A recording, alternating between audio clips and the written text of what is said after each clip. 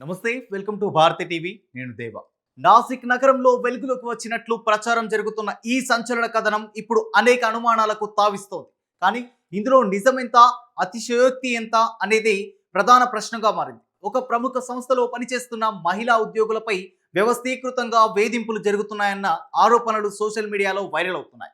అంతేకాదు, ఈ ఘటనను వెలికి తీసేందుకు నాసిక్ సిటీ పోలీసులు మారువేషంలో మహిళా కానిస్టేబుల్ను పంపాల్సి వచ్చిందన్న వాదనలు కూడా వినిపిస్తున్నాయి.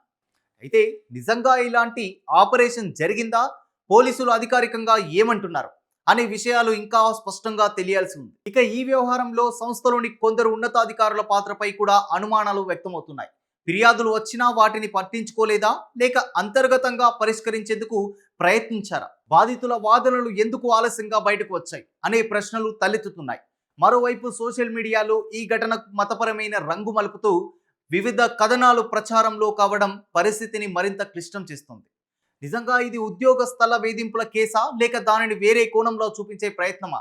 ఇలాంటి సందర్భాల్లో అసలు నిజాన్ని తెలుసుకోవడానికి అధికారిక దర్యాప్తు, స్పష్టమైన ఆధారాలు అత్యంత కీలకం. సోషల్ మీడియాలో వైరల్ అవుతున్న ప్రతి వాదనను నమ్మాలా, లేక ధృవీకరించిన సమాచారం కోసం వేచి చూడాలా? బాధితులకు న్యాయం ఎలా జరుగుతుంది?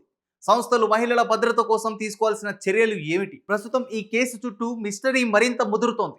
అసలు నిజం బయటపడే వరకు ఈ ప్రశ్నలకు సమాధానం దొరకదనేది స్పష్టంగా కనిపిస్తోంది. ఈ యొక్క అంశంపై మీ యొక్క అభిప్రాయాన్ని కామెంట్ రూపంలో తెలియజేయండి.